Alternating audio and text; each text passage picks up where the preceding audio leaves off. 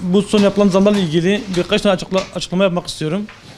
Bu unla odun, maya ve tuzun fiyat artışlarının nedeniyle Batman esnafının zor bir durum geçirdiğini düşünüyorum. Onun 70 milyondan 110 milyona geçmesi, odunun da 400'den 600'e geçmesi, tuzun da 10'dan 15'e geçmesi, mayanın da 40'tan 65'e geçmesi Batman esnafının zor bir dönem yaşadığını düşünüyorum. Böyle bir zamla ilgili devlet yetkililerine sesleniyorum.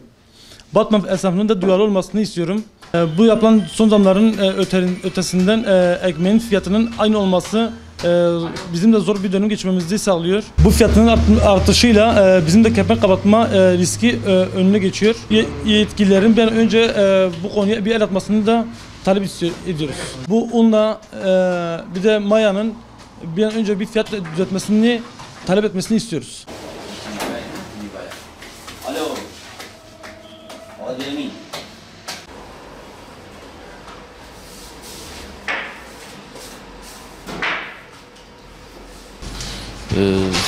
Son zamlardan dolayı mesela unun fiyatı 70 ise 100'e çıktı.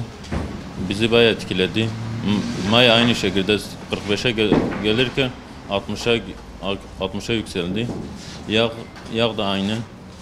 O da bize 45'e gelirken o da 60'a yükseldi. Hepsi %15, %30 zam yerken ekmek fiyatı aynı fiyatta kalmış. Onun için çok mağdur durumdayız. Yetkililerin bir şeyler yapmasını bekliyoruz.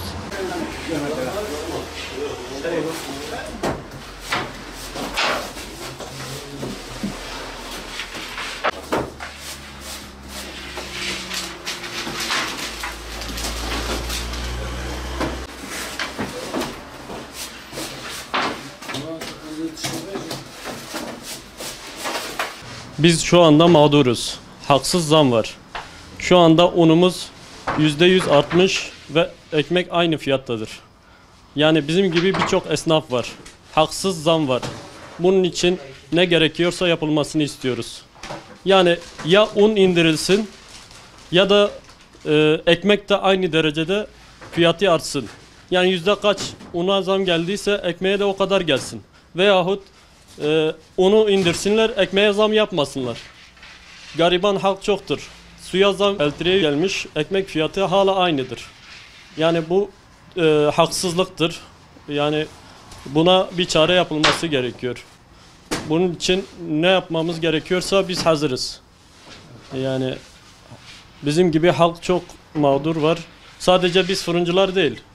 Yani çoğu halk da mağdur kalıyor. Özellikle fakir halk var. Asgari ücrete çalışan insanlar var. Bir ekmek alamıyor. Yani bunun için ne yapılması gerekiyorsa yani yetkililere sesleniyoruz burada.